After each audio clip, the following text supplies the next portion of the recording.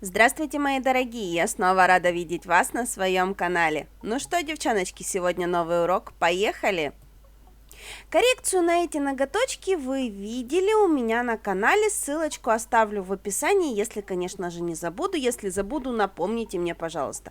Относились ногти наши отлично. Выпуклые розы нисколечко нам в жизни не мешали. Все хорошо, все замечательно. И сегодня мы с клиенткой решили поменять форму ногтей. Эта клиентка уже давно мечтала о квадрате, но все никак у нас не получалось. Сегодня мы решили все-таки выполнить ее желание. Итак, что же мы имеем? Поскольку у нас изначально форма ногтей была миндалевидная, соответственно, бока у нас заужены. И для того, чтобы вытянуть ровненький, красивенький квадратик, нам эти бока необходимо компенсировать. То есть дополнить материалом таким образом, чтобы получились ровные боковые направляющие. В данном случае все это элементарно просто можно сделать при помощи полигелей, потому что именно этот материал так хорошо себя ведет, что им можно буквально на воздух наполнять те места, которые необходимо. Но при этом сразу же этим материалом мы будем делать дизайн на всю толщину искусственного покрытия. В данном случае в качестве дизайна будем выполнять срез натурального камня. Для этих целей мы берем белый полигель, смешала прозрачный полигель с блесточками и смешала прозрачный полигель с гель-лаком сиреневого оттенка. Получились 3 цвета полигеля, благодаря которым я сразу же на всю толщину готового ноготочка выстраиваю свой дизайн. И потом, после того, как мы это все безобразие опилим, опилится оно тоже у нас довольно интересно. Никто не знает, как это будет выглядеть после опила, потому что как выпилятся эти прожилки, покажет только процесс опила непосредственно. Вот именно после того, как все это опилится, мы увидим конечную картинку нашего дизайна. Аквариумные дизайны ногтей вот в такой стилистике меня всегда завораживают, потому что действительно вот этот вот слегка неконтролируемый нами результат дает очень интересный эффект и для мастера, и для клиента. Мы же тем временем на ноготках перемешиваем полигели. Я вернулась слегка на безымянный пальчик, потому что мне показалось, что белый лег слишком плотным одним куском. Я решила его немножечко еще дополнительно разбить. В данном случае изначально мы с клиенткой запланировали 2 пальчика вот такого вот каменного дизайна, а остальные пальчики сделать под покрытие вот тем оттенком, который я домешивала в акрилатик для того, чтобы получить цветной материал. Но когда были выполнены эти 2 ноготочка, мы на них посмотрели, посушили, рассмотрели, клиентка сказала: я хочу такие все.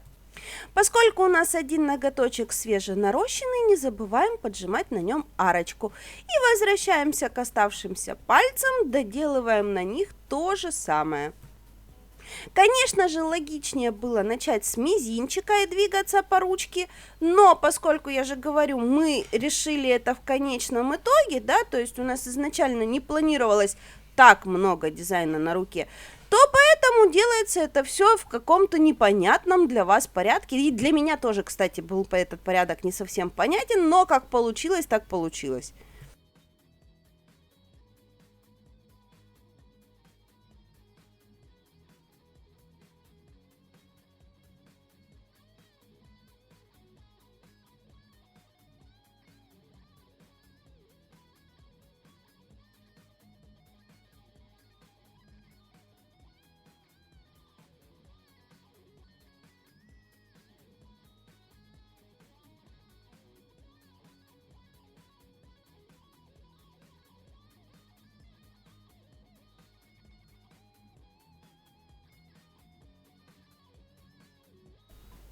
А теперь непосредственно опил, и именно этот этап покажет нам, как будет выглядеть готовый дизайн. Итак, в данном случае выпиливаем, отталкиваясь от архитектуры ноготочка. То есть нам нужно в первую очередь проследить за тем, какая у нас будет архитектура и правильно ли у нас будут располагаться все наши направляющие, такие как боковые параллели, нижние параллели, площадочка, кутикула, где у нас будет расположен апекс и остальные запчасти.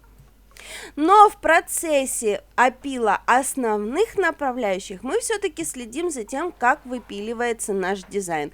И если где-то что-то нам кажется лишним, то можно немножечко махнуть пилочкой и снести то, что лишнее. Но не забываем, чтобы не снести при этом основную форму ногтя. То есть вот в этом месте тоже довольно интересно с этим работать. Нам нужно проконтролировать и форму ноготочка, которая у нас получится после опила, и при этом пилочкой подкорректировать дизайн, который у нас опять же получится после опила.